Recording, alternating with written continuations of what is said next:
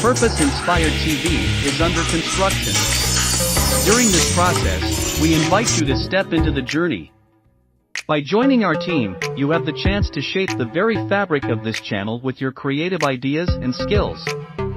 We believe that the true essence of innovation lies in collaboration, and together, we can create something truly extraordinary.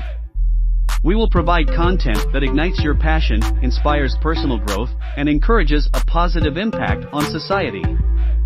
Our focus is on delivering shows that are entertaining, thought-provoking, educational, and uplifting.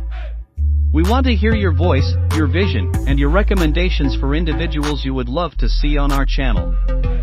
We aim to create a channel that resonates deeply with viewers, challenging them to think bigger, dream bolder, and live a life of purpose. So, join us today, and together, we can make a difference, one viewer, one show, and one purpose at a time. Duval, Cannon, Clay, and surrounding counties, are you ready to take your business to the next level? Join us on April 12th at the Connect and Grow Conference, brought to you by Bassett Cook and Mims Construction Companies. Whether you're a small startup or emerging business, this event is tailor-made just for you. Do you feel stuck trying to get your business off the ground? Do you need guidance on getting those local, state, and federal contracts? Well, invest in yourself and in your business. Take the day off and join us at 8 a.m. for breakfast at the Schultz Center for a power-packed day filled with invaluable insights and connections. Have lunch with industry experts and representatives from major companies who are eager to share their knowledge and resources with you. So, what is your excuse? Don't let this opportunity pass you by. Head over to eventbrite.com right now and secure your free tickets to the Connect and Grow Conference. That's right, this valuable conference is free. We've lined up amazing speakers from around the country who are ready to help propel your business to the next level. So don't miss out on this great opportunity to connect, learn, and grow your business. See you there, April 12th, Connect and Grow Conference 2024.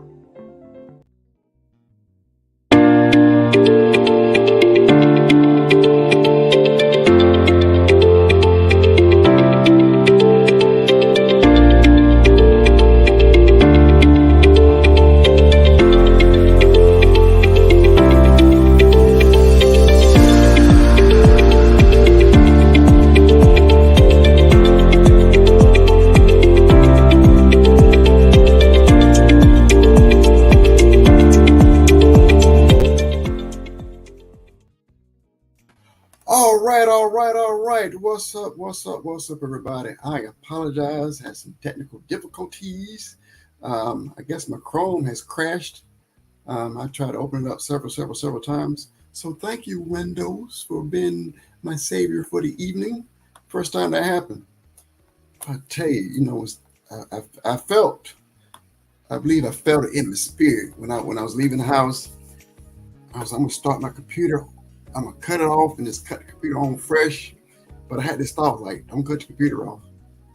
I ain't listen, did not listen, cut it off, and then the bad boy don't want to cut back on. But we're gonna get into it. We're getting it together. We got a very important subject we're gonna be talking about tonight.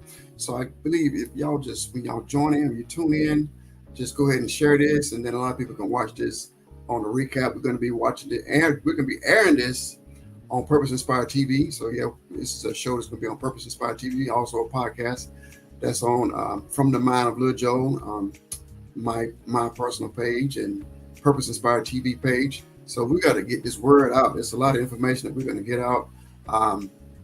We're here to help this family out, and I hope everybody can hear me all right. Let me adjust my mic over here, pointed towards me. But yes, this is a very important subject, but I'm going to start with this disclaimer.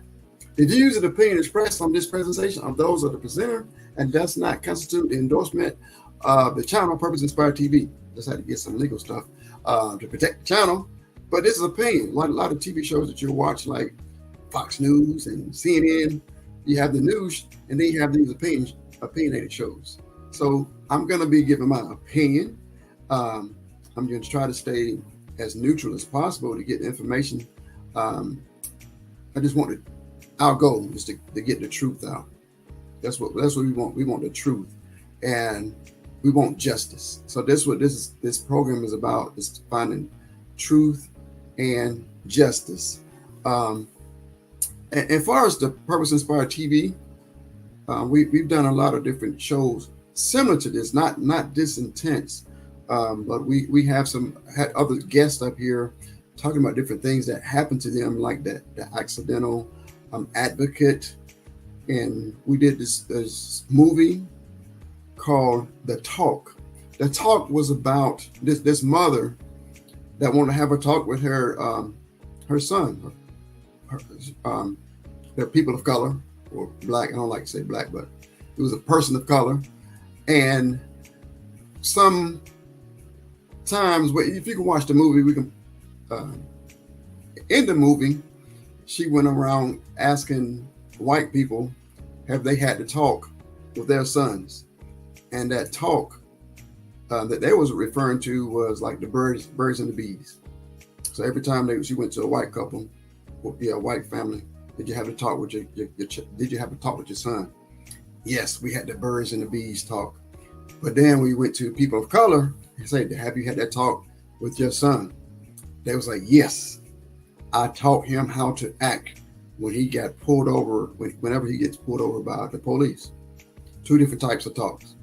So that's what that movie was about, having that talk with the black boy on how to act when he gets pulled over by the police. So I believe, as I was thinking about this story, we also need to have a talk with parents on how to talk to the authorities. Let's say something happened to your daughter or something happened to your son. You need to be able to know how to talk when you deal with them. So we're going to be going through some of that, and we're going to give some examples of how these different scenarios that go down. And some people, I'm going to just tell the truth, some people of color, they don't know how to act when they get in front of authority. So we're going to be talking about how to get how to get some information when you can tell some people they don't want to give out information. So that's going to be part of it. And also we're going to be, it's actually, I wrote down 5 points that we want to make during this show. One of the points is bring awareness to this case.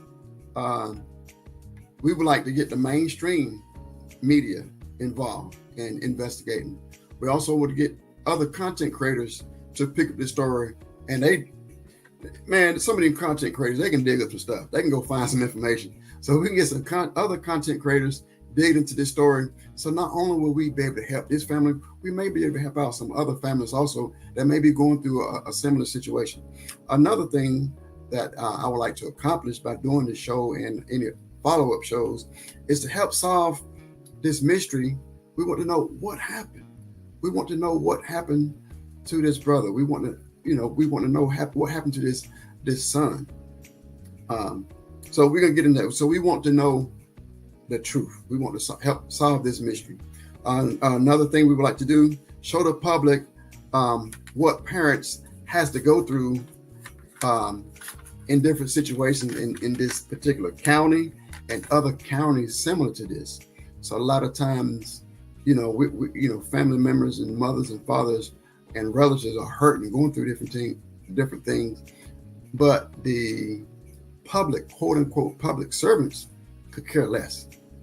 So they don't have any empathy. They don't have any cares or concern. So we're going to be showing what these family members are going through, again, on how to address it. Another thing that I would like to do is to show parents and families a calmer way, like I started off saying, a calm way to deal with situations. We're going to be going, listen, I want to hear this letter again that they wrote to the mayor.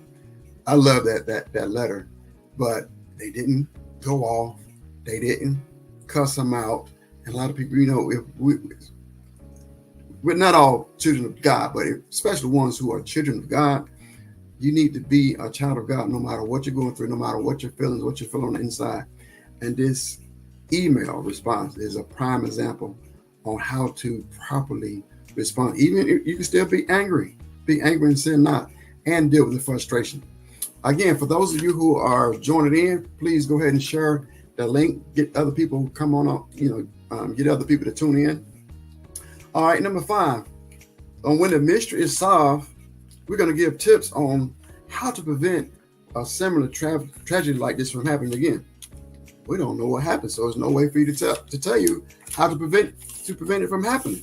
So we're going to be learning things along the way as we unravel and solve this mystery, and we're going to come back and teach you and let you know what was discovered, and what is something even that we not preventing the tragedy, but looking at the, like I said, a lot of the service, the sheriff's office and the different people that's supposed to be public servants. What lesson are we going to learn, and how can we prevent it from again? I remember when the accident advocate, I think it was Miss Jackson, I believe. She got in and figured out how to vote people out of office.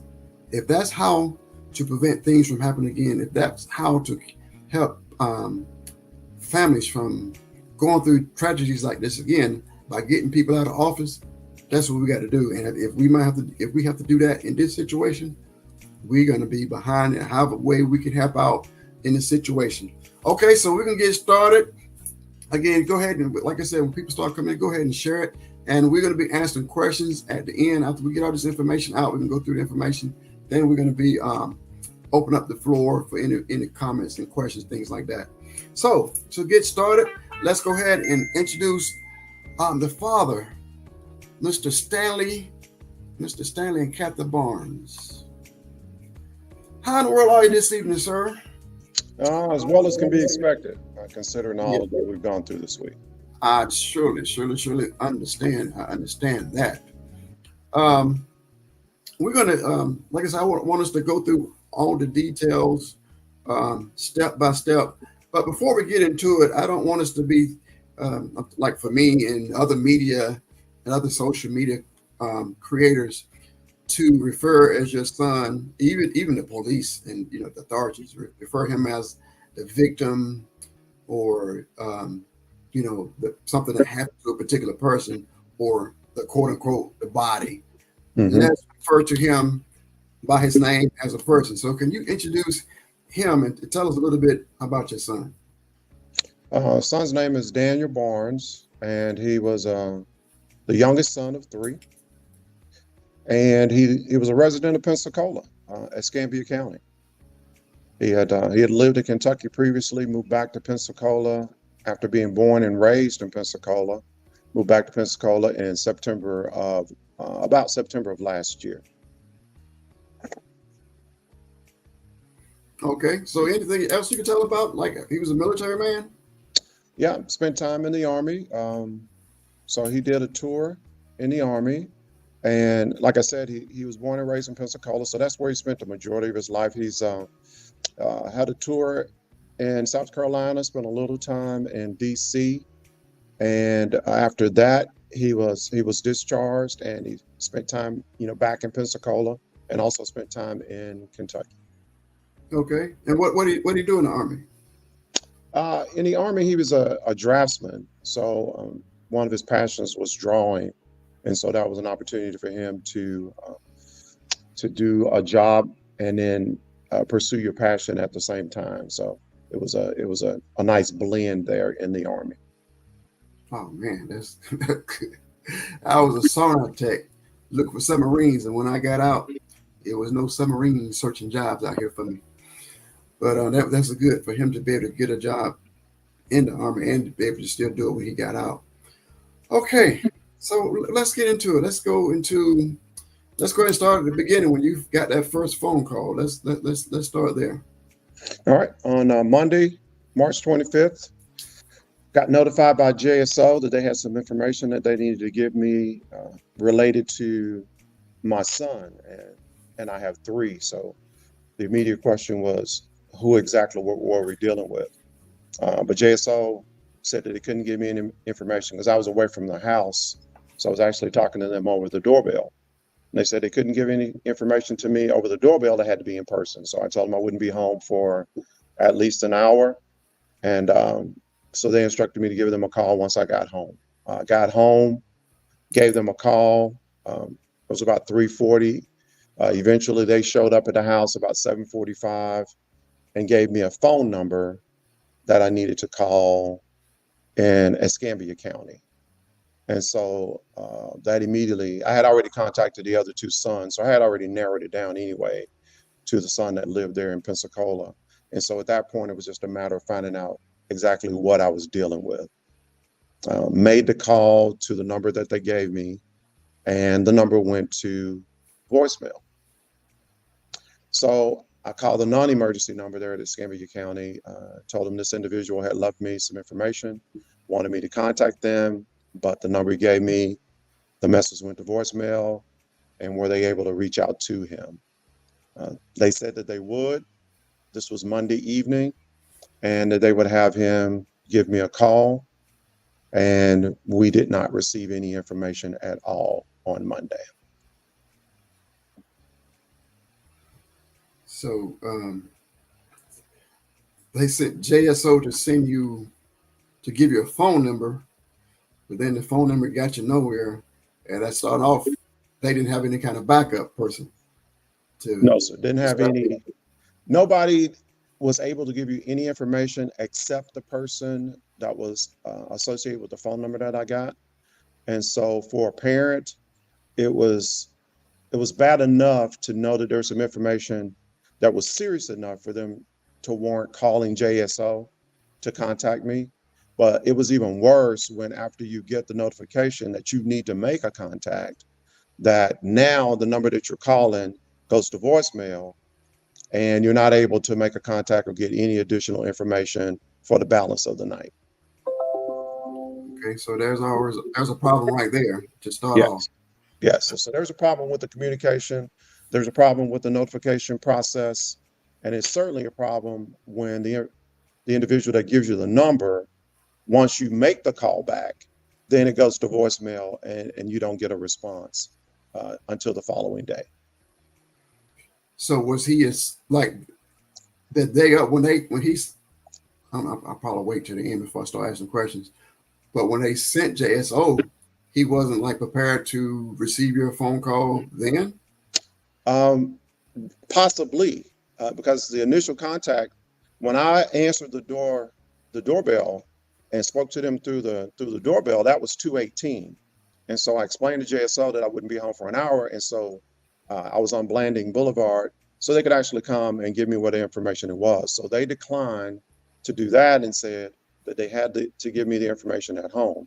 At that point, I didn't know that the only thing that they were conveying was a number and a name, or I would have insisted that they go ahead and give me that, because possibly I would have been able to reach him before 5 o'clock if I had gotten that information. But unfortunately, I did not get that information until after 7 the same day. All right. Before we move on, this another question is in my mind. How do they find your address but not your phone number? Well, my thought is, because nobody's ever confirmed any of this, is that when you're looking for the next of kin and you run the driver's license and you run the social security number, then you're going to get all of the people that are associated with that individual. And so my guess is that's how they narrowed it down. And then once you get into the DMV, then you're able to see the names and you match up the names, and then you have all of the addresses associated with those. So that's why they had an address, but they didn't have a phone number. Okay. So now it's 7 p.m. On Monday night. Answer, on Monday night, no answer, no response. Mm-hmm. And no one else is really trying to reach out to you. So your next step is it's time to head over there. Well, the next step is we wait till the next day. I mean, it's okay. We wait all day Monday night, and in hopes that somebody will give you a call and give you an explanation as to why they were trying to contact you on Monday. That didn't happen. Now we're into Tuesday morning. So Tuesday morning, we're waiting because we figure surely at some point somebody's going to give us a call. So 8 o'clock, 9 o'clock, 10 o'clock, my wife actually calls and initially doesn't get anybody to respond to her request to speak to this investigator. And she calls back, more persistent about speaking to this individual and finding out what it is that you have to tell us. And then on that phone call, was actually able to get the investigator on the phone. So do they have that many cases like this to where it's not even important to them anymore?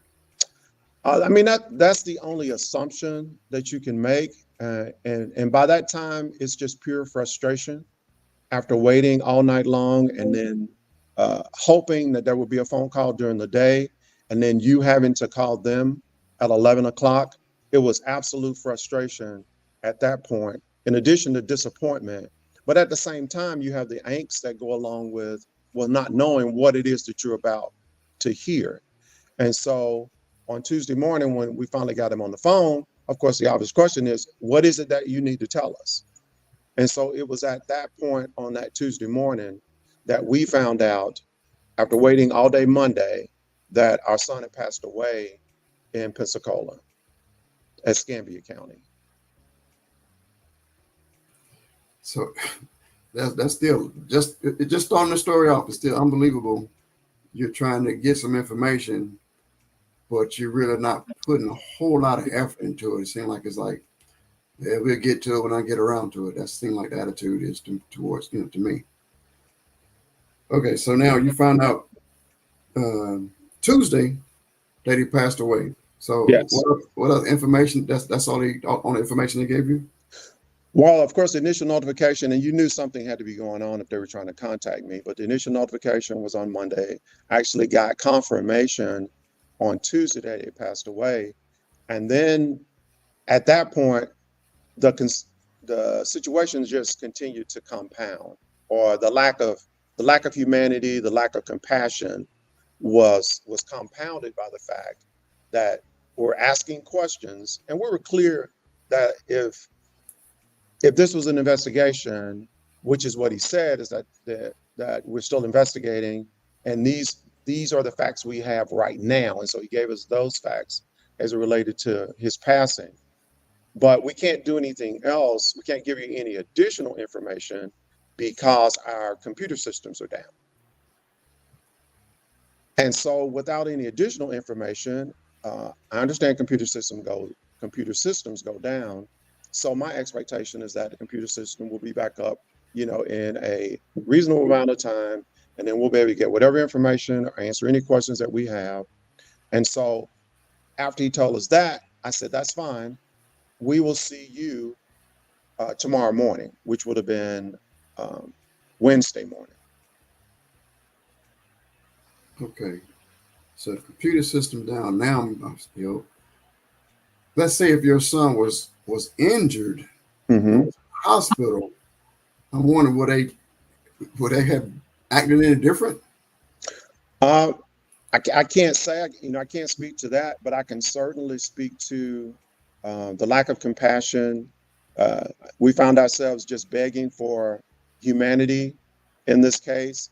Just do the humane thing. No parent wants to wait all night and then the majority of the morning to hear some news, because as a parent, you start to fill in the blanks. I mean, you try not to, and you try to stay positive, but when somebody's trying to notify you, as it relates to a next of kin, then you pretty much know what the outcome is going to be. And so, our request was that you just show some humanity in this situation. And that simply did not happen on Monday or on Tuesday. So here it is, 2 days. I just cannot imagine what you was going through. Just by hearing the story, I was feeling pains in my chest. I'm like, that's not even my son. I'm like, now 2 days is still like wondering. Okay, so now I believe I talked to you guys when you was on your way to Pensacola that Tuesday night. So yeah, what happened with this that long 6 hour drive, 7 hours? It was like 6 hour drive. Yeah, it's a 6.5 hour drive. So we arrived there Wednesday, probably around 11 o'clock, and we go into the sheriff's office and greeted by the receptionist there very rudely. And so we navigate that situation. She's asking us, do we have an appointment? No, we don't have an appointment. However, we've spoken to your investigator yesterday, and we told him we would be here today about my son who's passed away in your county. And so she said she would try to reach him and we could just have a seat. So we wound up sitting there in the lobby and then waiting once again for somebody to give us some additional information, uh, to give us some clarity about exactly what's transpired, what happened, how did it happen, and then what were the circumstances of his passing. So we wait there for about 10 minutes, and then a sergeant comes down and he relays that he's new to the division, and the individual that we need to talk to is not actually there at the county office, but he's in a neighboring county, and so he's not available. But he knew you was coming. Yes, that was the last thing we said before we got off the phone, is that we will see you in the morning. Yeah, this is when people start knocking over tables. But y'all kept your cool. Yes. Because at that point, I mean, we try to be reasonable about whatever the situation is, and we know that every organization has a process, every organization has protocols. And so when he said he was working in a different county, I said, that's fine. If you would just ask him to give us a call, and so we can, fill in some of the blanks, fill in those areas where we're not clear.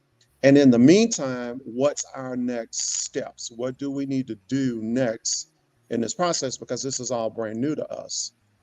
And so the sergeant said, well, what I can do is I can give you the number to the medical examiner, and then you can pursue that and find out what you need to do as it relates to the medical examiner in order to move forward. So I took that phone number. We thanked him, for giving us the phone number. And then we went outside and gave the medical examiner a call. Okay. But it's still like, I got to stop with my opinions. It seems like they would have some compassion when you show up, when you meet this family when they get here, and walk with them every step of the way of this process. So with none of that. Not happening. And we suspected, I mean, we talked about this, is that, when you do this every day, I would imagine you can become a little calloused to the nature of the job that you have. And so for you, it's routine, it's common. But for the people that are impacted and the people that have lost a loved one, it's not common for us. And so everything that we were doing that day was uncharted waters. We had no idea what to expect. We had no idea what to do. We didn't know what was next. And so a measure of compassion during that time frame would have been extremely helpful. But once again, we just tried to make sure that we were navigating it so that we could continue to get information. And so we just went out to the car with the information that he gave us, got out to the car, and then we made the call to the medical examiner. So I keep reoccurring. I keep hearing it over and over again. No compassion, lack of compassion. Okay, so let's go with when you talk to the medical examiner. What happened then? Okay, so once again, without having any knowledge about what it is that we would do, we were calling the medical examiner to find out where we needed to go to make a positive identification. And once again, new information, we found out that you don't make positive identifications. And I don't know if that's across every county, but in Escambia County, you don't make positive identifications. So there was not going to be an opportunity for us to actually go and see him while we were there.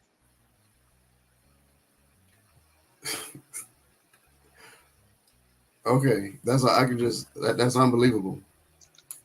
But you can't even identify your loved one. Yes. So what was that investigator wanting you to come over there to do then? If he's not going to meet you, you can't go to the medical examiner. What, they were just sending you on a wild goose chase? Well, once again, we're just trying to maintain, we're trying to maintain our composure. We're trying to make sure that we're covering all our bases. At this point, we're taking notes, and we're trying to make sure that we're not missing anything.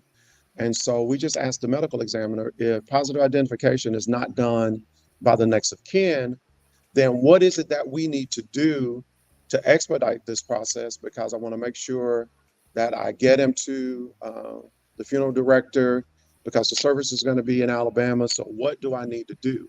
And actually, the medical examiner, her name was Rachel, working in the medical examiner's office. She was extremely friendly and helpful. And she said, well, the only thing you can do right now is that you can fill out the consent form to release your son to the funeral director, but understand that nobody can pick up a body from the medical examiner here in Florida unless they're a licensed Florida funeral director. So the funeral director that I hired from Birmingham, he had to locate a Florida funeral director in order to meet all of their protocols and requirements to effectuate the picking him up and then transporting him across state lines into Alabama. So you got to go through all this process, but you never 100% say, this is my son. I've not had an opportunity to identify him. And she pointed that out, that in Escambia County, and like I said, I don't know if this is countywide across Florida, but the first opportunity you'll have to identify them will be after the funeral director picks them up.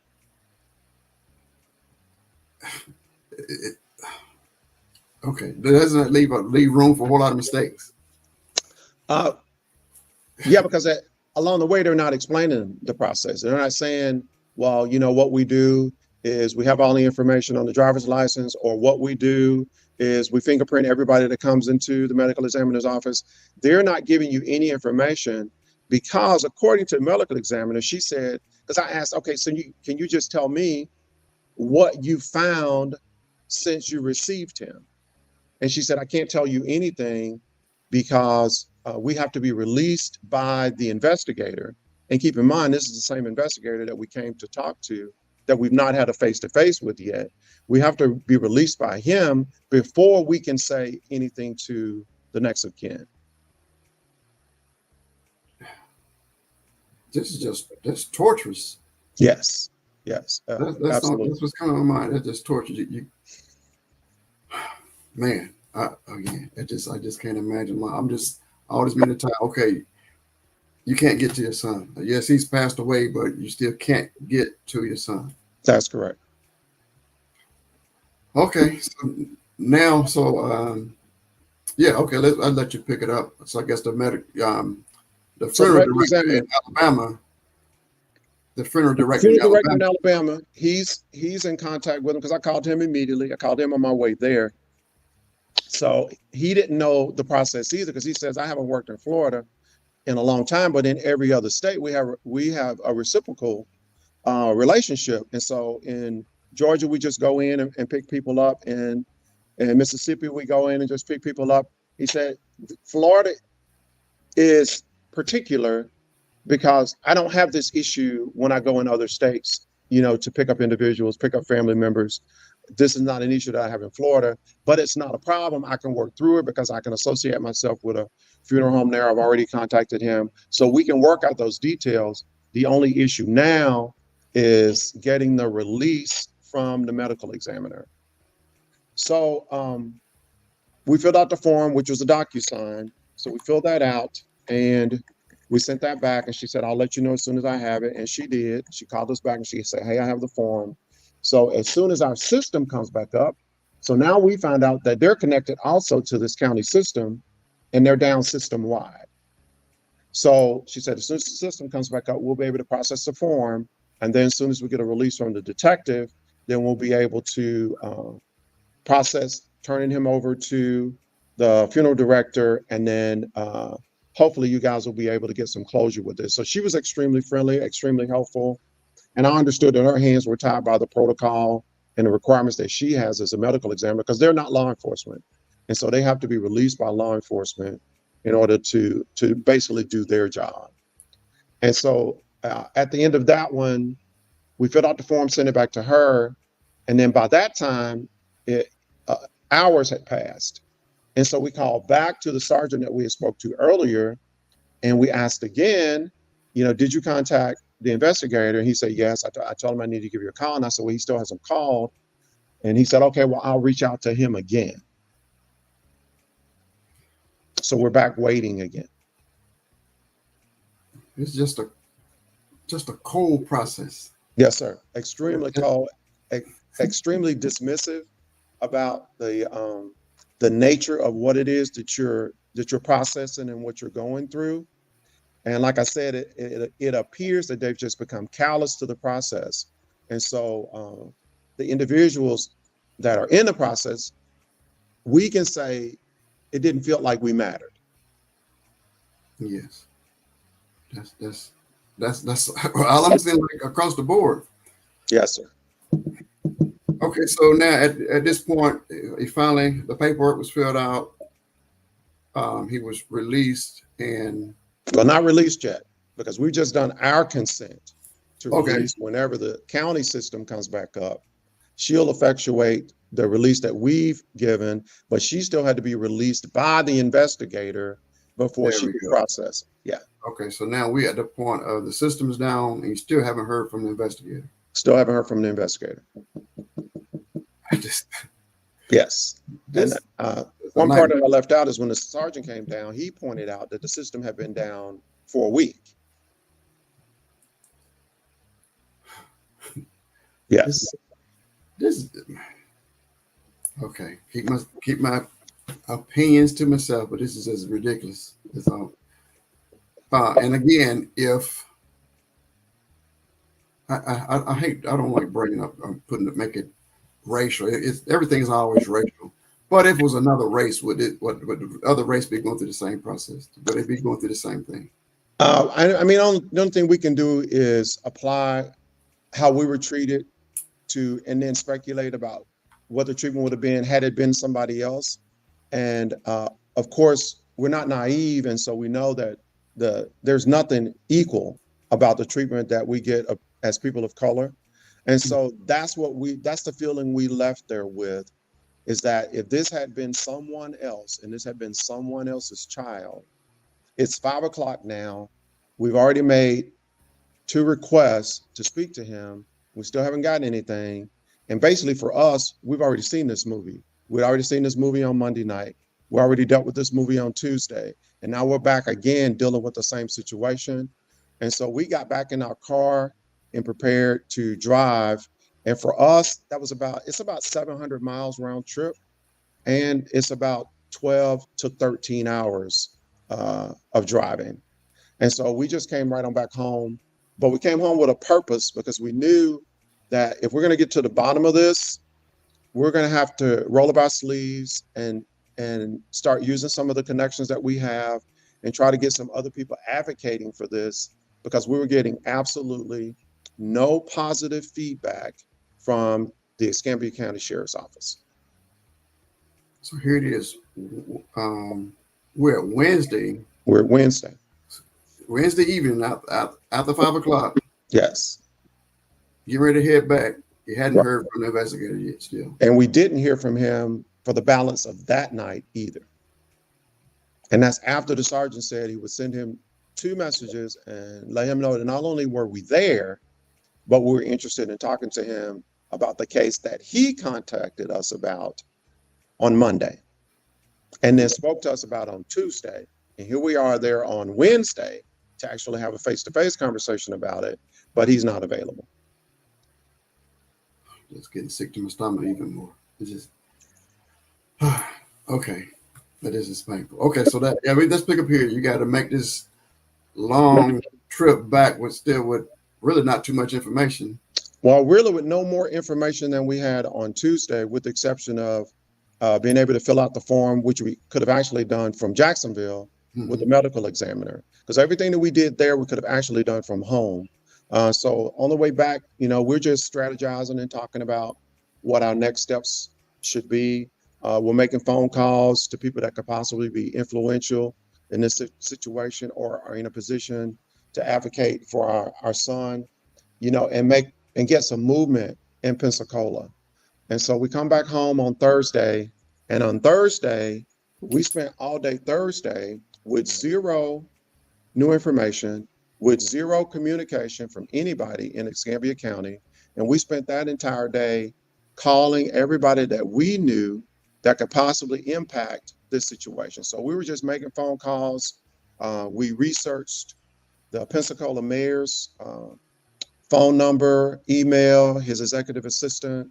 We reached out to Pensacola City Council members. Anybody we thought that could be a difference maker in this, we reached out to them on Thursday. Our local pastor, we reached out to him. He made some contacts with people that he thought may be helpful. And so that's the ball that we tried to get rolling on Thursday all day. But we did not hear anything from Escambia County all day on Thursday. I want to double back to the beginning real quick. Mm-hmm. You got the first contact from JSO on Monday morning. Yes. Monday afternoon at 2. Monday afternoon. But yes. Do you have a timeline on when the incident happened? Or no. How long did it take before he finally sent JSO to look for you? No, we still don't have a timeline on the incident because I don't believe they have a timeline. And that'll be a part of what we talk about as we approach where we are right now. I don't think they have a timeline. So we don't have a timeline. We have a timeline when he was discovered, but we don't have a timeline as it relates to the actual date and time that he passed. Okay. And the way that this is going, they're going to say they don't know. I don't know. The system was down. Okay, so here we are. So we're Thursday. We're Thursday. We're getting stuff done over here from your end. Yes. Still is silence coming from that direction. Yes. So on Thursday, we're activating every resource that we have to try to get somebody that can have some impact on getting us some information, finding out what this issue is with the system and the countywide and what the issue is. And so that's how we spend all day Thursday. And then the balance of the day, Thursday, that's all we do.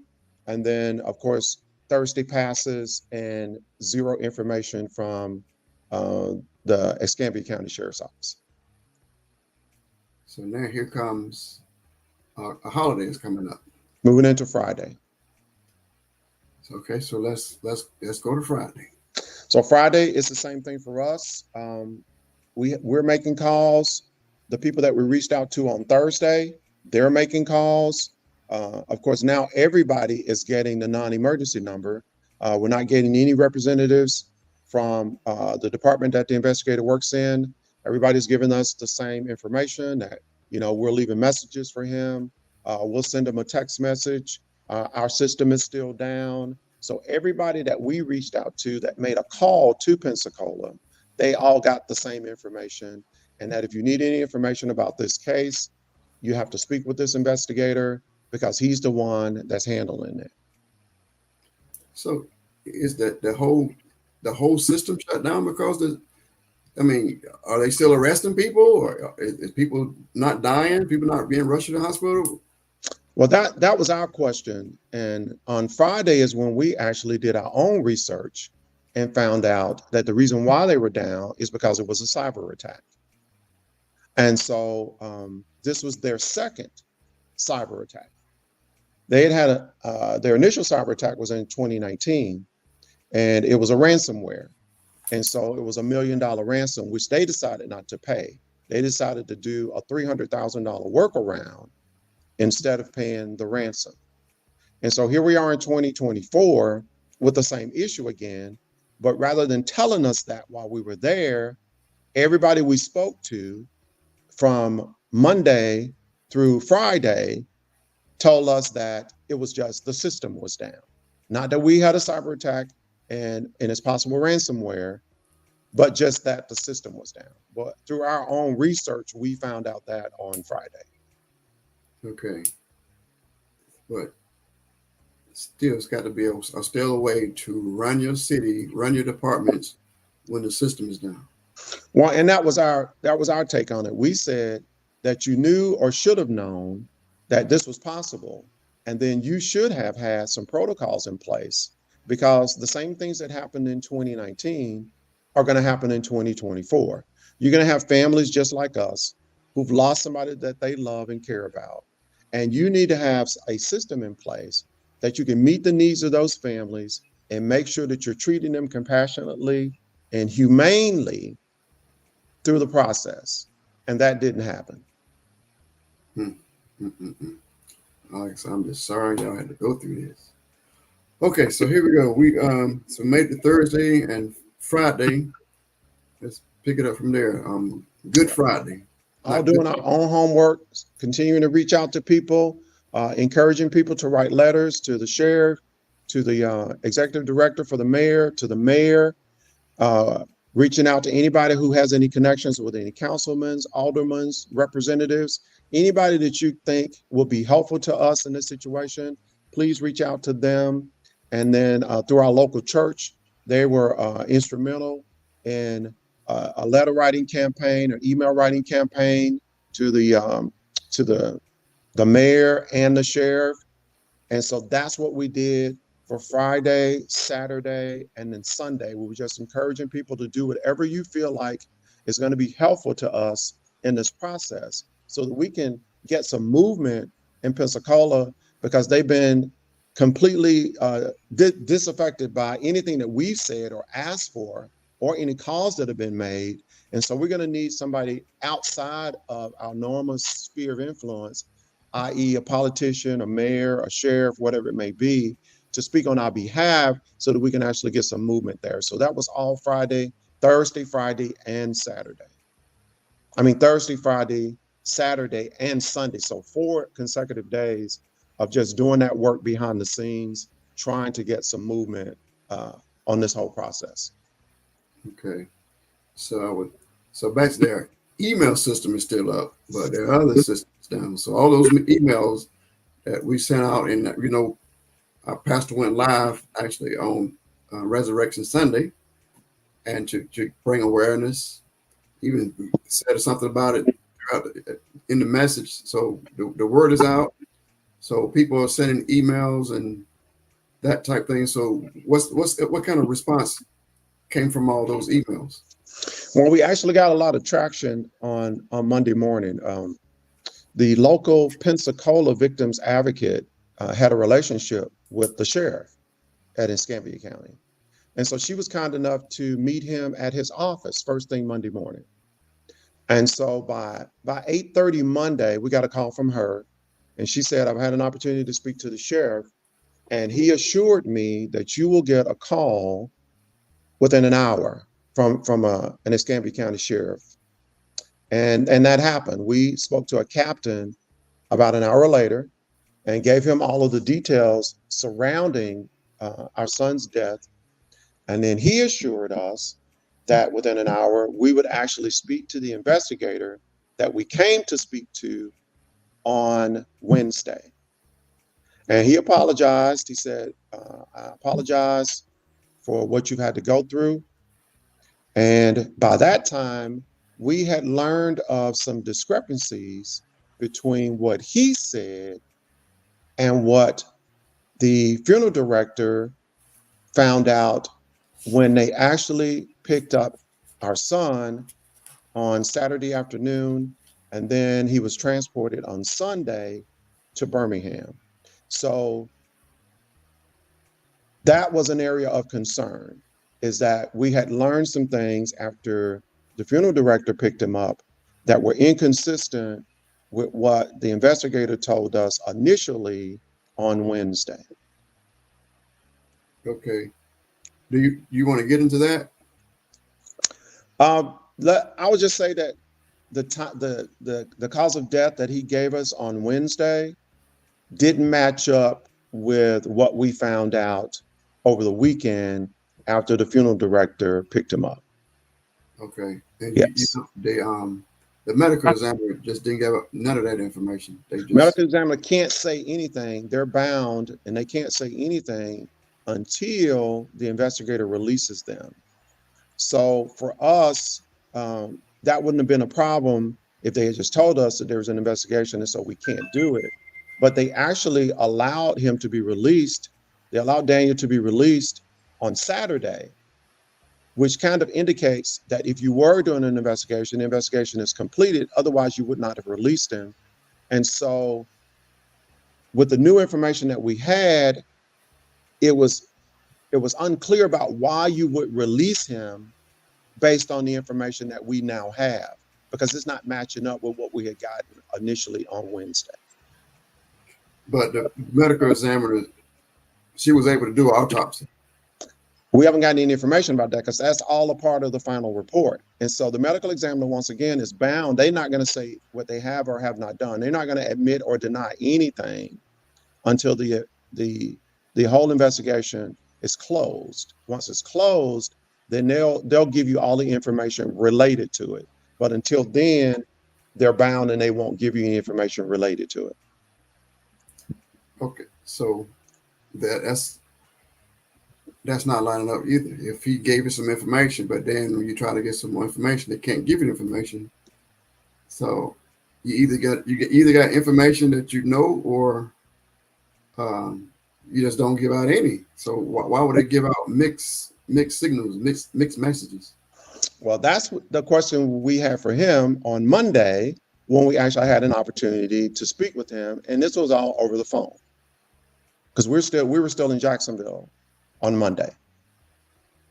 So we had an opportunity to speak to him on the phone on Monday. So it took a week before you finally get to speak to him. Well, we spoke to him initially on Tuesday, so it took almost a week. We were a day short of a week when we spoke to him on Monday. And this was after the victim's advocate had contacted the sheriff, and then after the sheriff contacted the captain, and then the captain was able to get him on the phone. Wow. So was he apologetic? Did he have a good reason to take almost a week to get back with you? No, he was not apologetic at all. He was resolute, I would say.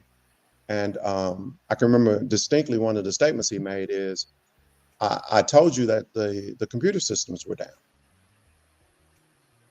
And so we were still trying to get answers. And so I was just allowing him to talk. And then he told me, he said, I understand, because he had told us one method that our son had passed. And he said, I understand that you believe that that's what happened. But what actually happened is that he was hanged. And so that's when everything turned upside down. I don't know how this story keeps getting worse. Yes. Okay, so a person is hanged and is still nonchalant.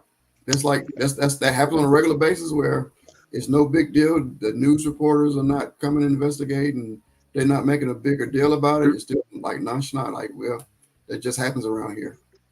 Well, the problem for us is, and we don't have anybody on the inside, so we don't really have any way of knowing what's being revealed as it relates to the Escambia County Sheriff's Office. All we're going by is, the information that we're getting. The information is spotty at best. And so our assumption was that now that there's been a certain amount of pressure that's being exerted, that now he's willing to give us a little bit more information than we had. But the more information we got, the more questions we had. I understand that. Yes. It seems like every time somebody says something, it leads to multiple more questions. Okay, so you finally talked to him on Monday. Yes. And so you say the funeral, your son arrived in Birmingham on Sunday. So, yes. So that's taken care of. The funeral director have your son. Yes. So now you're able to finally start making some plans. Yes. Okay. So we're making plans. We get that part of it. So that's a relief to know that that's being taken care of. But along with the relief, now we have a new set of issues and questions about his passing that don't line up with the initial report that we got about his passing. And that's the part that's very, very unsettling, is the dismissiveness, the nonchalantness. So, of course, we were inquiring about why is it that it has taken this long for you to contact a family about how and the circumstances behind why their loved one passed. And so his retort was, I was busy on Wednesday. The computer systems are down. Friday was a holiday. and they don't work on the weekends. This is crazy. Okay, I'm gonna have to take a quick break, so we can take a break, and then we can bring your other half. We can bring your wife back in. All right, I'll be Okay. right.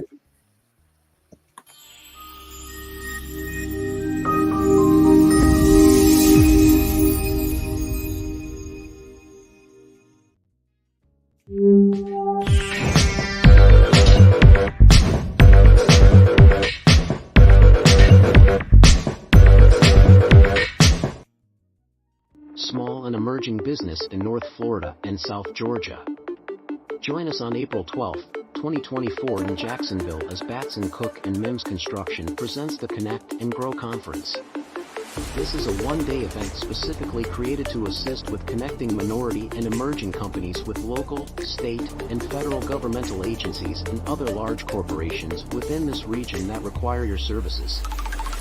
This conference will also provide keynote speakers and specialized classes designed precisely for your business growth.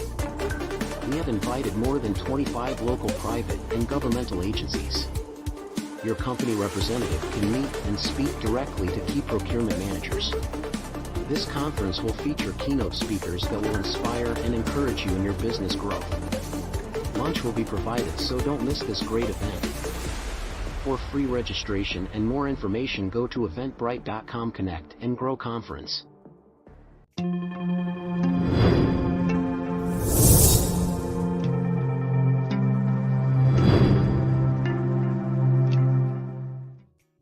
Purpose Inspired TV is under construction. During this process, we invite you to step into the journey. By joining our team, you have the chance to shape the very fabric of this channel with your creative ideas and skills. We believe that the true essence of innovation lies in collaboration, and together, we can create something truly extraordinary. We will provide content that ignites your passion, inspires personal growth, and encourages a positive impact on society. Our focus is on delivering shows that are entertaining, thought-provoking, educational, and uplifting. We want to hear your voice, your vision, and your recommendations for individuals you would love to see on our channel. We aim to create a channel that resonates deeply with viewers, challenging them to think bigger, dream bolder, and live a life of purpose. So, join us today, and together, we can make a difference, one viewer, one show, and one purpose at a time. All right. We are back. You're watching Purpose Inspired TV. This story just getting crazier and crazier. But we are here to spread, to get the information out. We want to come up with a resolution. We want them to be able to find peace and find justice. So I'm going to bring Stanley back in. I'm going to bring in his wife, Doc B. Okay, welcome back, Stanley. Hello, Miss Doc B. I know you're having a hard time being over there keeping quiet. So Yeah, come on in. I am. I'm having a really hard time. But I appreciate you taking the time to give us this platform to share about what is occurring and how egregious it is. This is when my husband is extremely kind in his way of delivering information, and his passion is driven in ways that are a little bit different than mine. I am angry. I am frustrated. I am hurt. I am devastated by the lack of concern. And I know my husband has shared a lot about the lack of compassion and things like that. And those things are all great. They really are, and very true.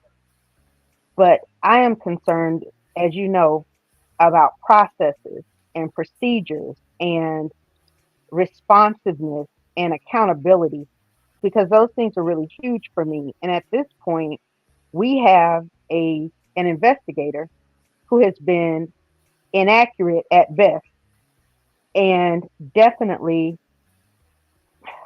non-communicative, which is even worse in a situation like this.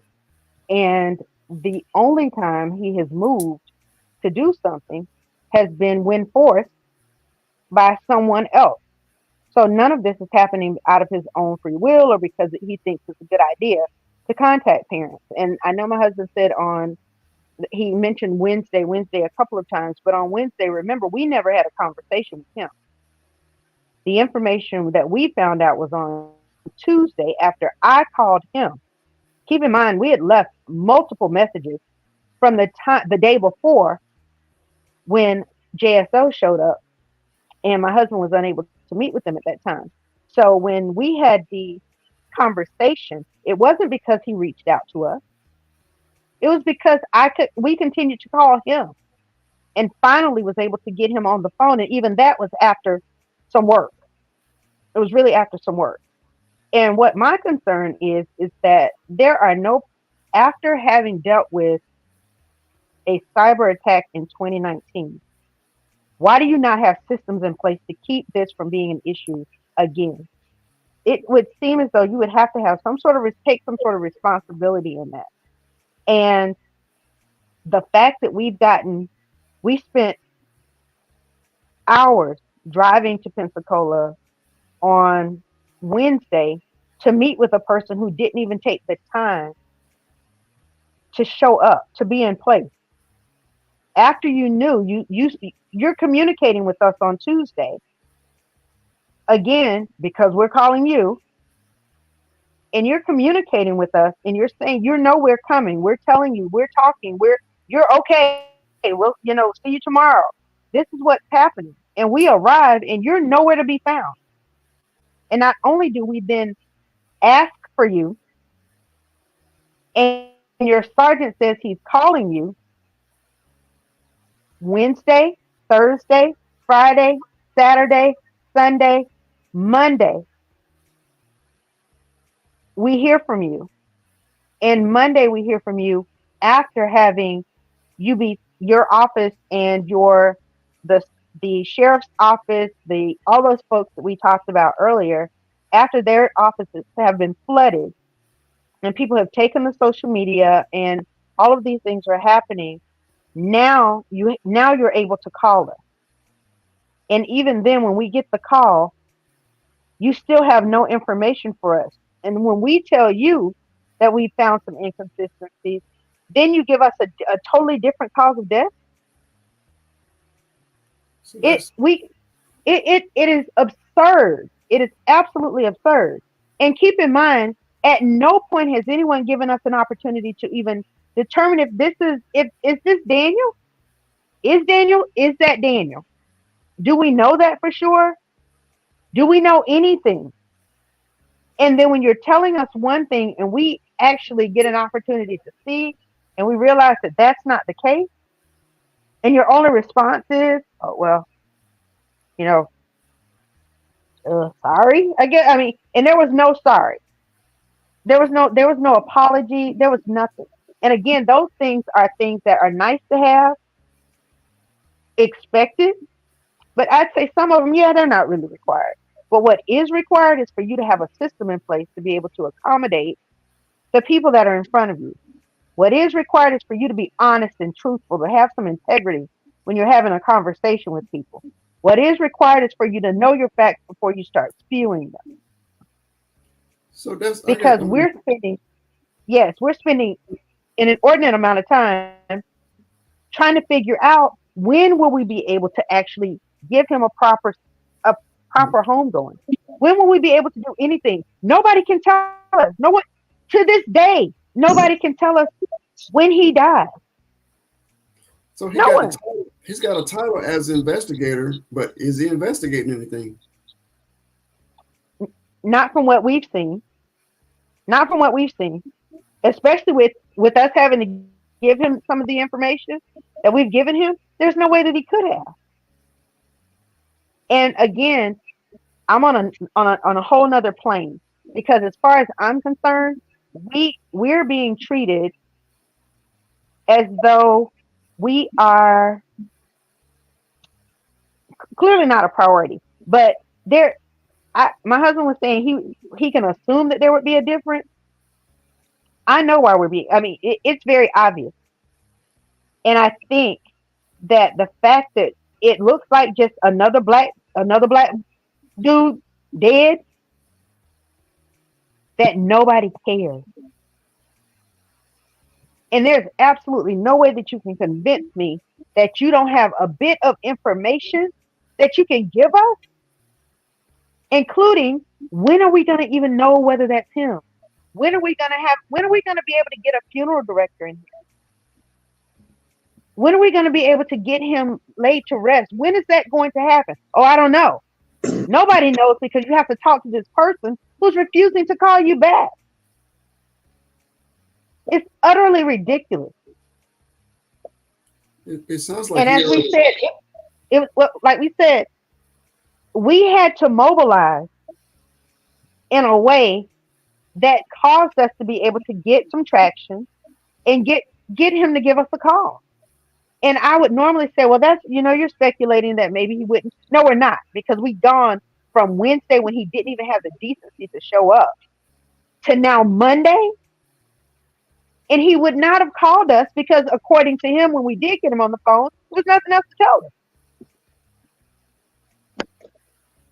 sounds like he's A cover up. Sounds like he's made up his mind, and he's treating you, the family, as if this was a criminal, and the criminal did something wrong. Criminal just by happening got killed in the process, so we don't care about that. So we're not going to care about the family. And that's exactly how we feel. That's exactly how we feel. And our feelings are one thing. Our feelings are one thing, and they're very real, and they have to be honored. But you have a responsibility, and that's where my issue is. Do we have feelings? Absolutely. Are we frustrated? Absolutely. But you know me well enough to know I'm looking at your system. I'm looking at your processes. I'm looking at your practices. I'm looking at what you're responsible for doing and how you have dropped that ball. That is what I'm looking at. I'll deal with my feelings later. Because unfortunately for us, we haven't had an opportunity to deal with how we actually feel, because we've been too busy trying to figure this out. Mm-hmm. So, and the more I thought about it, it's got to be other families going through the same thing. Oh, I'm sure. So if that's the way that system is ran, it's got to be other people, other victims. But I wonder, are you the first to give this much pushback? Or I'm not sure. Yeah, I'm not sure. What I will tell you is when you're dealing with a system that is riddled with systemic racism, and when you're dealing with places that have these kinds of egregious missteps, it's a systemic problem. It's systematic and it's systemic. And those two things are what's causing me an issue. So I can assure you, because we have had an opportunity to speak with people in Pensacola. We have had an opportunity to interact with other people. This is not far. This is not. No one was shocked. No one was shocked that we spoke to from that area that this is what we're dealing with. And the response from some of the officials, it's unbelievable. It's absolutely unbelievable. You have people that are in very high positions in their government or in that governmental system that have basically said, "Hey, talk to them. That's not us. Not me." And they had to be reminded that this is a citizen and a constituent. This absolutely is about you. Yeah. So what's the word on the street there? What's the word that the officials getting that? What, suicide? I don't know if they're supposed to say that word. Was it a murder? What's their input and what's the information they have for them to react to you in the way? So what picture were they painted of the person, of your son? I wish we could give you. I wish I could tell you more about that. What I have been able to gather, from what we've been able to gather, we start having a conversation with someone about it being our son, and the response is, well, It is Escambia County, and this is what you can expect. Hmm. Or they're not gonna call you, and it's true because they didn't. They're gonna say it's over. It's true because they did say that. So we're not speculating at all. This is our experience, and it aligns with so many of the comments that we've heard. And people have called us and said, say something because it's foul play. Say something because you better check their record. You better check this detective. You better check this. All of these things that it's happening because this is this this is what we're experiencing. Yes, but it's not uncommon. It's not uncommon, and some of that you can find by simply googling, as So we've had to do. it sounds like a culture of systematic racism, but is it many or any people of color in the any of the officials? Any of the officials people of color? Mm-mm. Not that we've interacted with. There are a couple that we have seen or that we have seen, but it's very few, very few. And again, that's not hearsay. That's Googleable. It's right there, right in your face. Okay, so let's go a little bit into, like I said, we got the campaign of the emails going over there. So what was the results again of what was the results of all those emails and officials I'll of say, them? well, as you know, our pastor took to the airways, and we are so incredibly thankful for him taking a stand and being as active as he has been. And he's contacted a lot of people. He's very well connected. But we also are parts of national and international organizations, and I reached out and we put feelers out. We put calls out to the National Coalition of 100 Black Women in that area, and they got busy. We put calls out to Zeta Phi Beta Sorority Incorporated. They got busy. That's where we actually found our victims advocate. We put calls out to the Links Incorporated. We put calls out to every organization that we were a part of or that we knew. We put calls out to NAACP, and people started. We representatives that we know, um, people that are in elected officials. I'll just say that because there's so many in so many different areas. But elected officials that we know, and they started calling. They started flooding. And we know for a fact that it had an impact because one of the officials that emailed us to let us basically saying, hey guys, we have been flooded with emails and phone calls, and this doesn't have anything to do with me. So let me tell you where to send that stuff. So, but don't send it over here. It has nothing to do with it. Please So read we that know email, for a fact. your response. You want to read my response? Yes, that response. All right, Stanley, can you pull up our response? Just the response. Because it was like that their response is lining up perfectly with the way everybody else is acting over there. Correct. So it's telling me it's their culture. That's Mhm. that's who they are. It is. It is. It's cultural. It's systemic. It's definitely their way of work. Were you And able to find the email? you you two are, even your son, outsiders, Right. and you Right. don't fit into the system. Right. Right. Right. But the system is broken. The system is broken. So I'm not sure what their expect. No, I am sure. I'm not going to say that. I'm very sure to what their expectation was. Again,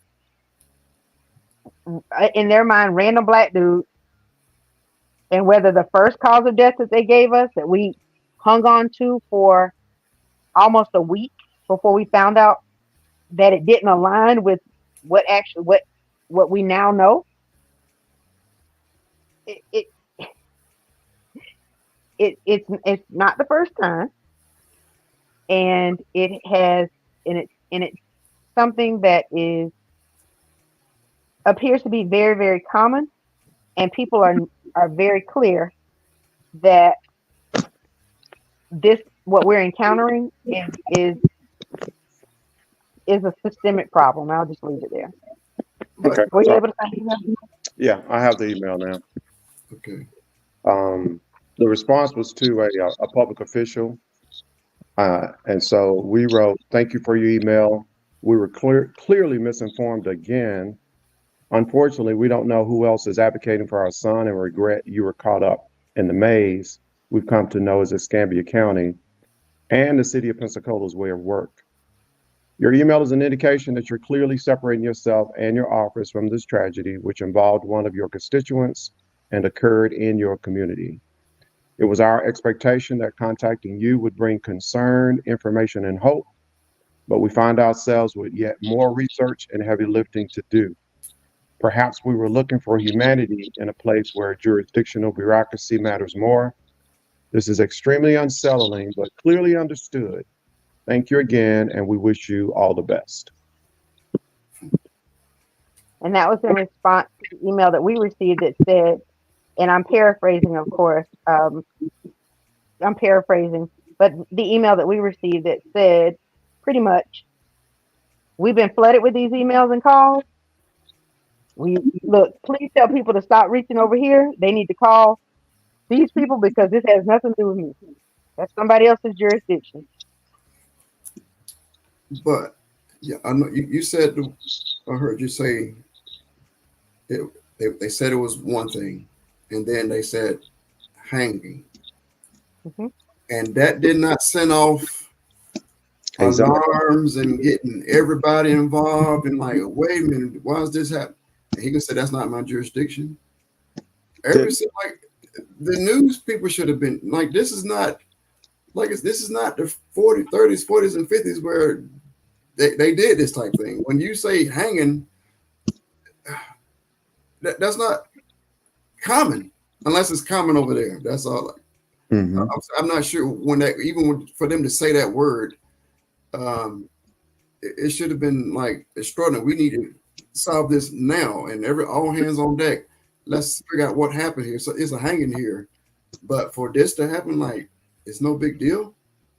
It's like Well, what they said is, again, it was self-inflicted. So what he said is he hanged himself.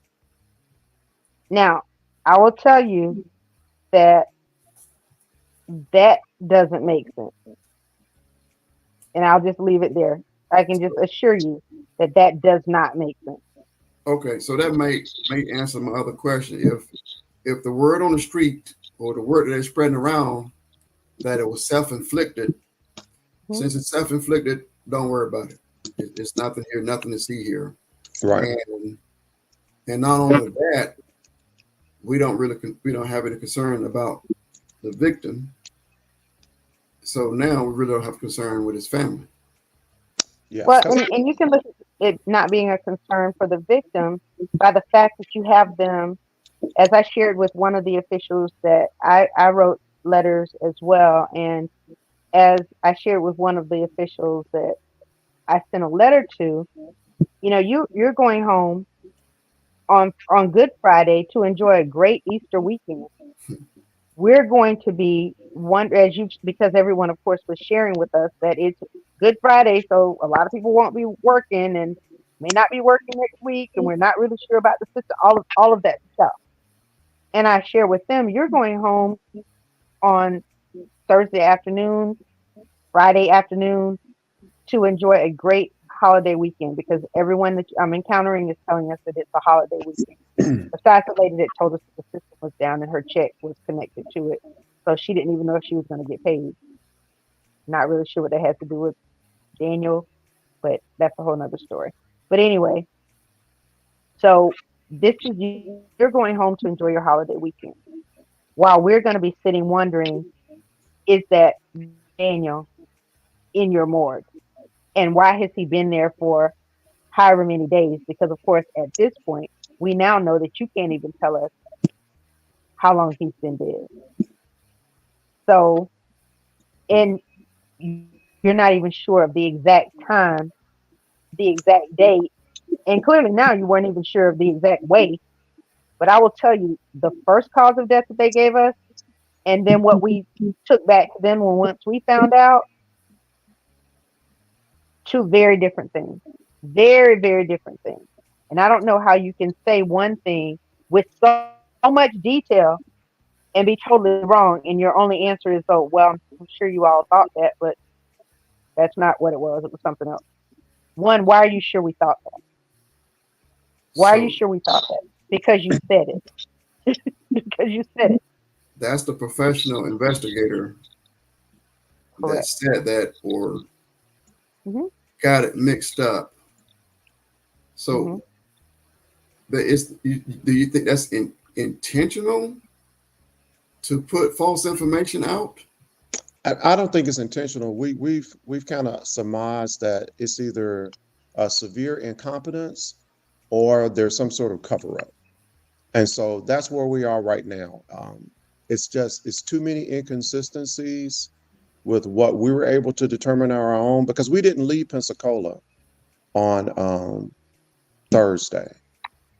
We actually stuck around and did some research on our own and did some driving around on our own and driving out to the scene on our own and doing our own investigation. And it's just the fact pattern that they're laying out and what we've uncovered, they don't match. And so there's going to have to be a different independent investigation in order for us to really get to the bottom of what transpired. Even from what you know about your son, the place they found him, would that be a place that he would visit? Yeah, that's not uncommon to go out and camp. This is a very popular area. It's a huge camp with a boat ramp. And so it gets a lot of activity. So going out there wasn't the issue. So we're not concerned about the where. We're just concerned about the how. Because that's the real issue right now. And he's an artist, and he spent a lot of time drawing near the water and those kinds of things. So that again wasn't uncommon. But how many people, have been found in a camping area or out somewhere? Who knows what happened? Who knows? Who knows? Who knows who put him in a tree if he was in a tree? I mean, right now at this point, we don't know what we don't know what to believe. So they said the word hanging, but there's no evidence or witnesses saying that they saw a body hanging. But the investigator came to that conclusion, and Yeah, Well, we can't really speak to that because we don't have any of their reports at this point. When we asked for reports, they said we could do a records request, but all of the reports were redacted. And so at this point, we don't have any information about what they did or did not see, what they did or did not find, who is a primary witness, who are the secondary witnesses. We don't have any of that right now. although it was requested. but they're saying it's an open investigation. Which doesn't make any sense because with an open investigation, you would be holding on to him rather than releasing him. With an open investigation, the car would have been impounded instead of being towed. So there are some inconsistencies in what they're saying and then in what they're doing. And so that's what we're in the process of now is kind of unpacking all of these inconsistencies to see if we can actually get to what the real truth is. But it goes back. It sounds like a decision has been made. This what happened. Case closed. Yes. Moving Moving on to the next one. Right. Exactly. So that's why I don't. It doesn't sound like any kind of investigation is going on. Why would you investigate? We already made a conclusion. You already got a preconceived conclusion, and I'm done with it. Yes. I'm moving on. Yes. Can't see the kind of dismissiveness when we got there, as if I've already told you what the issue is. So what are we really talking about at this point? And even some people that have contacted us today, that said, you've been reaching out to us about this, but they're telling us they've already given you everything that you asked for. And so basically, why are you still complaining? Well, we're complaining because we don't have any answers. Yeah, you've answered a question that we didn't ask. We're asking you to explain to us how we got here. And so you say simply because you've answered a few questions and you've given us a report that doesn't have anything in it, you're basically asking us, why are you still complaining? Well, we're not going to stop complaining until we have all of the answers and we have some real clarity about what happened out there at the boat ramp. And we're not going away. We're not going to go quietly. We're going to get some real answers from some people in charge, and they're going to explain to us how you came to the conclusions that you came to. And why are you communicating that information? And why is this taking so long? And why is a person lying in the morgue for countless days? And you're not even the first person that's giving us the information. It's things that we have to go out and find out for ourselves. And keep in mind, for the amount of time that he was there, the car is sitting somewhere. We're asking, where's the car so that we can go get that? Because clearly now it's not a part of an investigation because, again, you've had it towed to a tow yard, not to your impound. So it's sitting somewhere. We're asking where it is. You're telling us you don't know. Can we get his things? We don't know because everything's in the system and our system's down. So we don't even know where his things are. So we go and we get to the place to actually get his things from his car, and they can't release it to us because of the amount of time that's been sitting there. The cost has gone up, and they have to verify some things. Although we've been sent there saying, go by there now and you can pick that up. Well, we get there and you can't pick it up. So again, more misinformation.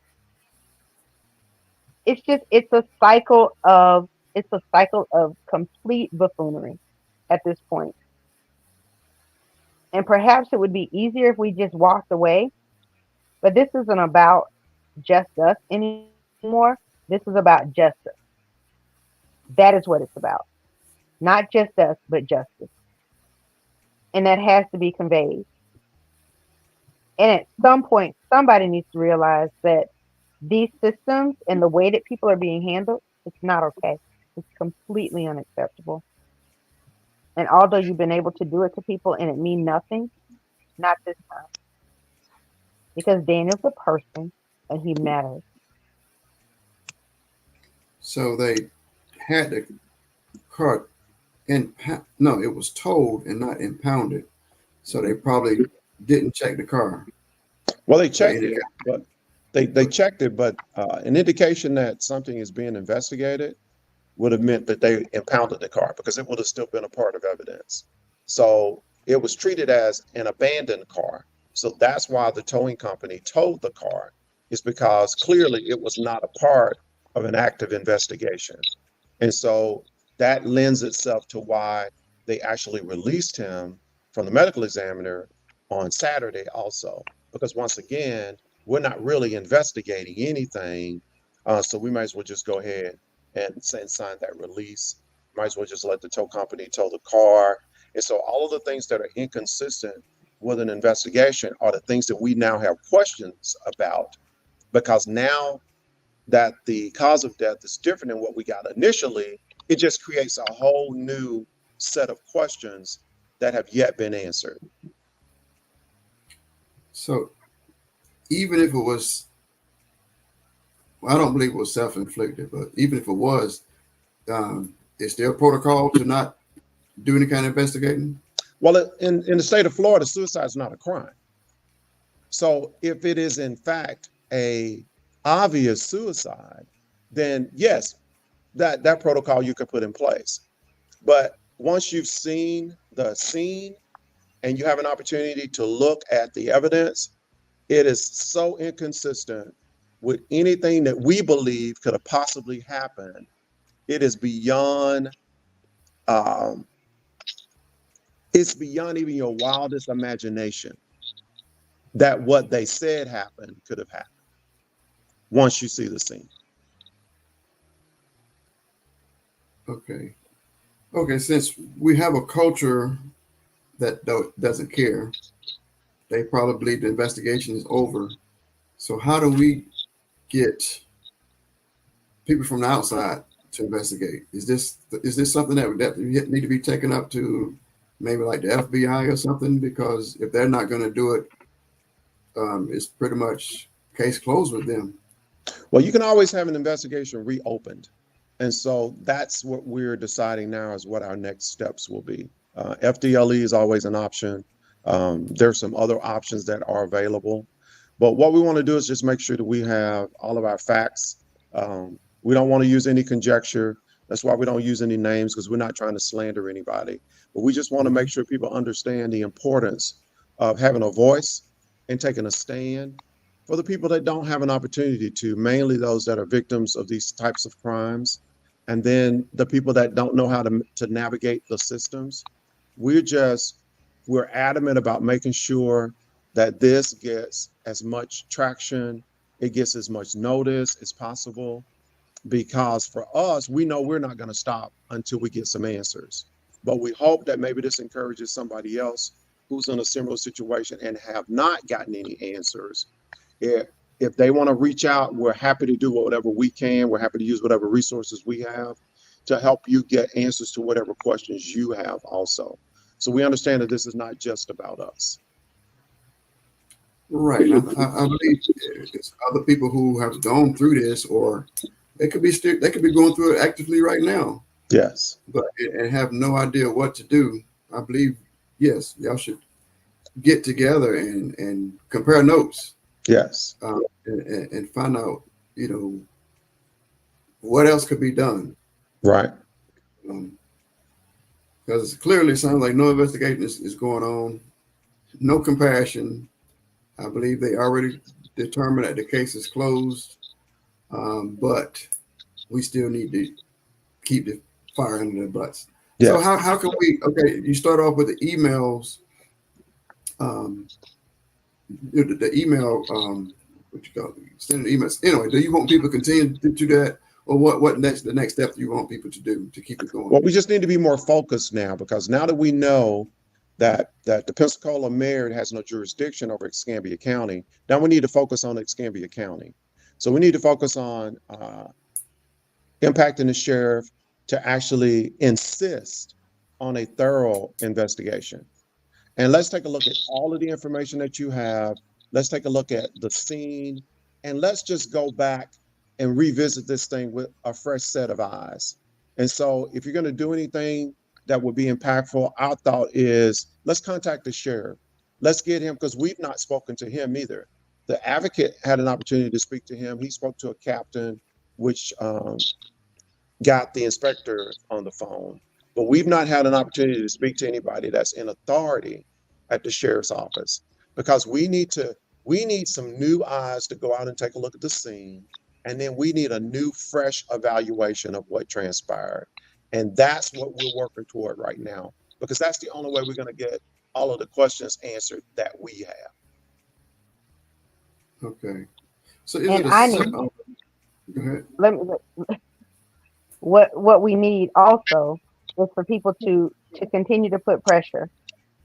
You need to continue to send emails and messages, not just to the sheriff, but you also need to start sending them to other outlets. More people need to hear about this story. More people, because that's how you find people who can share in your story. That's how you get other layers of information. That's not going to come from just the sheriff. It's going to come from people who've had to live through these things and needed help and didn't know what to do or didn't know who to contact.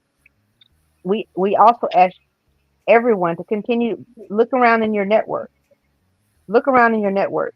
When I got desperate, I thought about quickly. I'm in multiple organizations. I need to hit my network.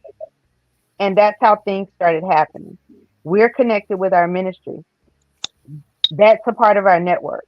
So what we're asking for is for people to continue to push, continue to send information, continue to make calls, continue to agitate. And you do it in a way that says, yes, we want you to be able to explain this, but we also want you to be accountable for all of the missteps that have occurred to this point and how they've impacted this family, but how it's also impacted other families. So this is under Escambia Sheriff's Department, but Pensacola, but they have like another police department, totally separate police department. Yes, Yes, yes. So there are counties like Alachua County, for instance. There's a sheriff's office that handles generally the external, and the city proper is managed by a totally different governmental structure or governmental system. So the mayor is over oversees Pensacola, but not Escambia County. So is that another authority? Is like another the county Yes, courthouse, the county commissioner, different things like that, but it's not a mayor per se. no, there's a board of there's a chamber board that manages Escambia yeah, it's a County. board of something. We have it. That's we were directed there, so we have that information. But it's a Like a board that's over Escambia County, and so yeah, letters bombarding there. And I still say again, think within your network.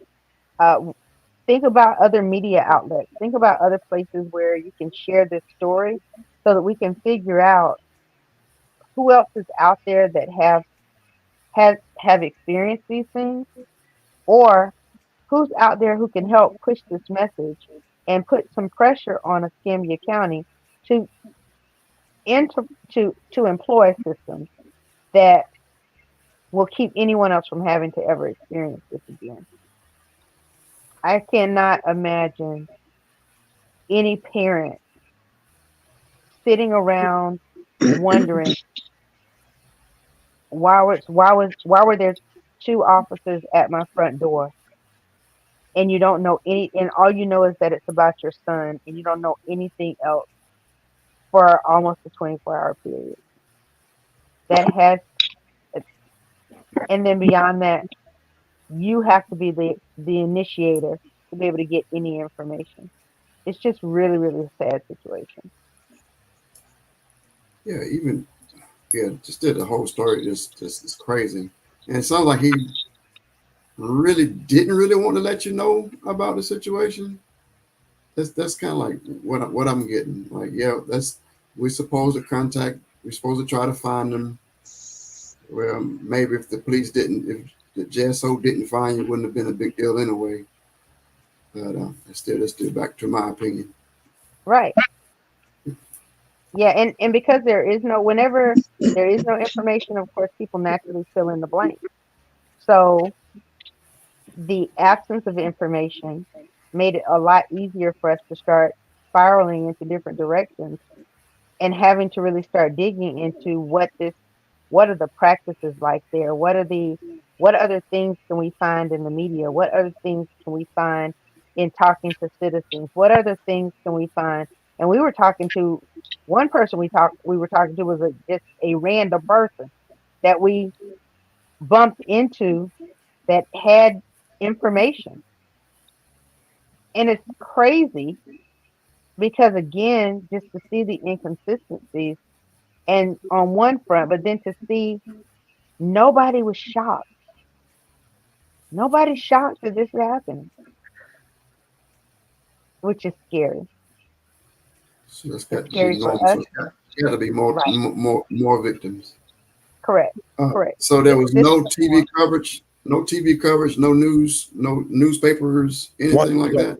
One news article, but nothing specific in the article at all. yeah, and that article, if you look at it's interesting. If you look at the date on that article, that's after we started. I think it was after that Wednesday, when we were there, right, Stanley? Wasn't that article on like the Thursday or something? Well, it was written on the 23rd, the day of, but investigation was ongoing when they interviewed him on Thursday, is what it Yeah, said. that's what I mean. When they Yeah. interviewed him on Thursday, and keep in mind now, he was available for the interview. He was available for the interview. But when they interviewed him on that Thursday, the investigation was still going or was ongoing. But keep in mind, there was no investigation. It was closed, and he had given us everything when he talked to us on Monday, according to him, or when he talked to us on Tuesday, according to him. But on Thursday, he's reporting in the media that it's an ongoing investigation. But you've It already was released the vehicle to a tow company. It's so ridiculous. that was a newspaper. Yeah, Yes. it was a newspaper article. Um, is there a reason why they decided to run the story and other outlets didn't? Do they report on stories like this? Or could you I get don't know. think- Don't know. Don't have any real information about that. Because it was very brief. No foul play suspected. Body found at the boat dock, and so it was very brief. No details at all. And then investigation is ongoing. So that was just something that I was able to find. It wasn't something that they pointed out. It was something else that we were able to find doing our own research. So that goes back to my question about what's the word on the street. So that's an example. That's a sneak peek into what the officials are thinking. Yeah. Nothing much, especially if that's what's in print. That's what the media is saying. Hmm. So that's got to be what the other people are saying. Or if the officials are telling the media to leave it alone. Yeah, because I If think it was they, important. I think it was important in this one to create a narrative. And so, I mean, you're not going to say what it is. You're going to give it a different twist. And so if you just say body found, nobody's going to get worked up over that. But if you had said exactly what transpired, now that creates a whole new mindset. And so it's right. easier to create a narrative that you can manage by not saying anything than saying exactly what transpired. That's what I was getting at. If that Hmm. just hanging, Yeah, it should have been all sorts of um, media outlets coming out there to investigate right, and see right. what's up with this. So it's still a lot. Yes. For sure. Okay, I see someone in the comment saying, could you put your information, let me see, your contact information. If you want people to contact you, you want people to still contact these officials, could you put that in the chat, or who you want the people to reach out to? Okay, Sure. we can do that. Yeah, you could just I'll type that while we Yep, talk. I'll grab some of that information and start jotting it down in the chat. And then Man, so if you know people who are influencers somewhere, you know people who can make a difference, you know people who may have been in similar situations across this county, you know people who are interested in justice and ready to would be willing and able to help us move this needle forward, by all means have those people reach out to us. They can reach out to us directly, and that will, we'll more than happy to follow up and share as much as we can right now in that capacity as well. And I'll drop that information in the chat as well. well, I've seen many situations like this, but it takes an outsider. It really nothing's really most of the time not much happens from people who are part of the system or part of that culture. They don't want to be involved, even though if they know something, it's going Right. to interfere with their career or something. So it's best for it just to go away. But now it sounds like it happens to a lot of people. Um, so yeah, somehow we need some outsiders to come in and get to the bottom of it.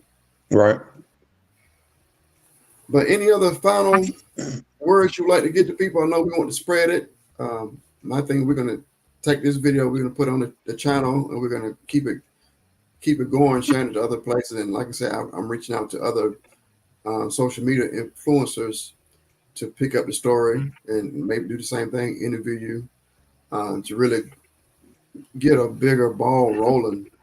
But I believe it's still got to be for people on the outside. It's a small community over there. I don't. 57,000 people live in Pensacola, Escambia County. Okay. So it's fairly small. I mean, compared to Jacksonville, where we have over 1 million. Right. It reminds me of my hometown in North Carolina. But still, it's still like spring break and all the different people go to visit. So Mhm. still, but yeah, but no people know Pensacola. But yeah, that's my thing is to continue to spread the word. Let's get it going. Let's get to the bottom of it. Let's get peace. Um, Closure is the word I'm really talking. What I Yes. mean. Okay, so what's y'all next steps now? Just continue to try to get answers to questions. We need to get a seat at the table. We need to be able to talk to the people that are the decision makers.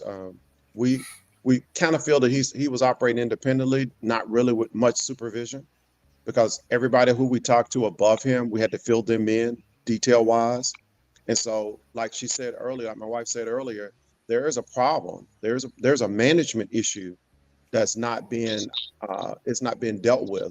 And so we want to create positive change, not just for us, but anybody that follows us. So yeah, we want people to tell the story, ask questions. Like she said, if you got questions, contact us. We're happy to talk about it. And prayerfully we'll be able to move the needle forward. Okay, so you're able to lay Daniel to rest. Yes, service is planned for April 9th. Okay, so all right. Um, so I don't see the information. It's in a. Hold on, just a second. Um, yeah, Kathy, you put it in the private chat. Could you put that in the public chat? Is she still available? Wait a minute, I think I'll copy it and drop it down there. Let me see. Copy, copy, enter. That's the oh, I put in Lost Stanley. Okay, I'm sorry, let me go back to the chat. Comments. This is the information to the sheriff's office. And here's if you want to contact Stanley and Kathy.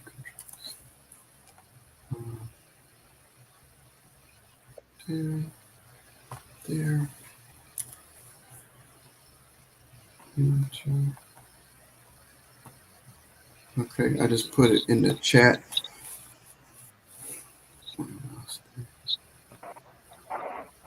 Okay, I got you back. All right. Well, I thank you all for your time. I thank you for sharing your story. We are behind you 100%, whatever you need. And if you need us to get on the platform, I would like to get on the platform, give another update in I don't know what a week, whenever you get back and get settled in, and we can give up any kind of updates and anything new that you would like for people to do. Like I said, this platform is available for you. Behind the scenes, I'm going to continue to push it and to get the message out.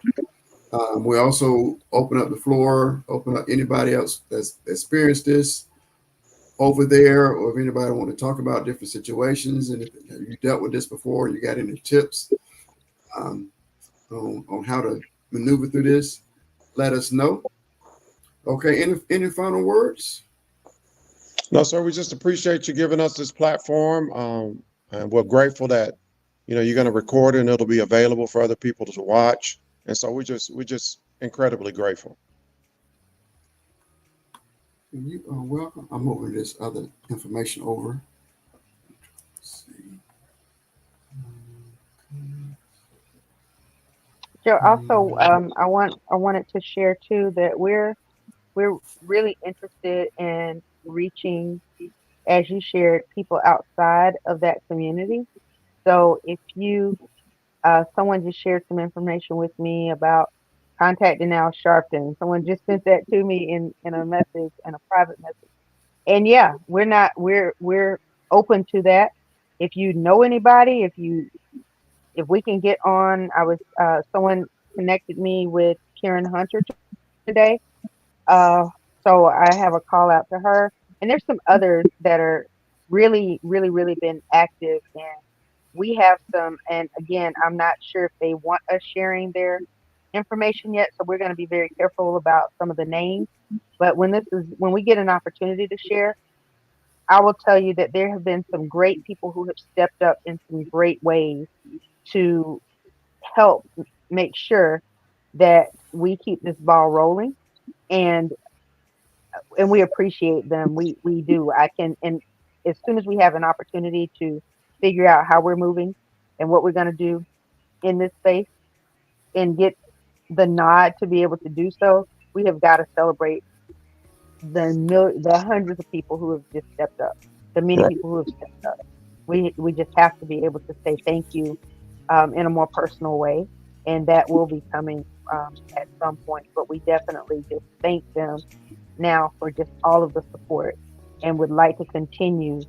So again, if you know anyone that could help, please, please, please don't hesitate to email and let us know, or contact them and have them email us. We're more than happy to share. Okay. We'll continue to pray with you, pray for answers. We need this mystery solved. We need to, again, get justice. If there's people out there that's responsible, they need to be caught. Actually, we need someone actually looking for them. You can't catch anybody if you're not looking. And justice to be served. But we need a justice system, a judicial system, a justice system that is actually trying to pursue justice for all people, not just certain people. So, man, Agreed. it's a lot. It's a lot. Great. So, again, I pray y'all have a safe trip. I know y'all got a lot of miles to put on the road again. Yeah. I know y'all probably still got to make some more trips over to Pensacola to show your face, let you know that y'all are still here. Y'all are not going away. Mm-hmm. And let us know if you need some more bodies to show up too. Let them know, hey, it's more than just these two. We got a lot of people that's got y'all's back. Thank you Just very let much. us know where we can fit in. Thank All you right. so much. Appreciate it. All right. You are welcome. You are welcome. Again, we thank you for your time. And I'll be talking to y'all in just a few minutes. All right. All right. Okay, everybody. Y'all heard the story. Story is just unbelievable. But you can do your part. Send your emails. Find people that can help. And we're also looking for other families that's probably been through a similar situation, been through things over in that same area. And if there's any other information, anybody heard the story on the street, the streets talk. There may be some more information. Somebody might have heard something. Let us know. And if you want to stay anonymous, we can do that. But we would like to find closure. We would like to find an answer to this story. Okay, if that happens to you and you want people to help you out, hey, we will help you out, just the same. All right, I thank everybody who tuned in. We've got our marching orders. We got to keep this story going. Share this story, share this link to this live. Just keep it going. If you got any other content creator friends or some content creators that you watch too, send them this link. Let them check it out. They can get with us so we can get this story in front of more eyeballs. We need the mainstream media covering this story. We need a lot of people covering the story, not just let it fade away and die away. And if it's a system that this happens all the time, we need to shut this system down. All right. Again, thanks for your time. You've been watching really From the Mind of Little Joe show on Purpose Inspired TV show and podcast. And if you haven't done already, go to Fire TV, go to Roku and download our app. And if you see that logo right there, all you got to do is put Purpose Inspired TV. Just take the remote, say Purpose Inspired TV. and you get our channel. Download our channel. Check out the content. If there's something that you would like to see on the channel, let us know. If there's other stories like this that you would like for us to cover and share more information about, get with us. Let us know. We are all about helping people. This is Purpose Inspired TV. It's a purpose to help people. It's a purpose to help people find their purpose. So this is a situation. There's a story that we are putting our purpose behind, putting our channel behind, and helping find resolution and find peace, and to give this family peace on what happened to their son. And we want justice. That's one of the biggest words. We will like justice. There's a lot of no compassion that's been handed out, but what we like, compassion is fine, but justice is more important. So that's what we want. We are looking for justice. All right. Again, everybody have a good evening. Until next time, LeJoe out. Purpose Inspired TV is under construction. During this process, we invite you to step into the journey. By joining our team, you have the chance to shape the very fabric of this channel with your creative ideas and skills. We believe that the true essence of innovation lies in collaboration, and together, we can create something truly extraordinary. We will provide content that ignites your passion, inspires personal growth, and encourages a positive impact on society. Our focus is on delivering shows that are entertaining, thought-provoking, educational, and uplifting. We want to hear your voice, your vision, and your recommendations for individuals you would love to see on our channel. We aim to create a channel that resonates deeply with viewers, challenging them to think bigger, dream bolder, and live a life of purpose. So, join us today, and together, we can make a difference, one viewer, one show, and one purpose at a time. Duval, County, Clay, and surrounding counties. Are you ready to take your business to the next level? Join us on April 12th at the Connect and Grow Conference, brought to you by Bass & Cook and Mims Construction Companies. Whether you're a small startup or emerging business, this event is tailor-made just for you. Do you feel stuck trying to get your business off the ground? Do you need guidance on getting those local, state, and federal contracts? Well, invest in yourself and in your business. Take the day off and join us at 8 a.m. for breakfast at the Schultz Center for a power-packed day filled with invaluable insights and connections. Have lunch with industry experts and representatives from major companies who are eager to share their knowledge and resources with you. So, what is your excuse? Don't let this opportunity pass you by. Head over to eventbrite.com right now and secure your free tickets to the Connect and Grow Conference. That's right, this valuable conference is free. We've lined up amazing speakers from around the country who are ready to help propel your business to the next level. So don't miss out on this great opportunity to connect, learn, and grow your business. See you there, April 12th, Connect and Grow Conference 2024.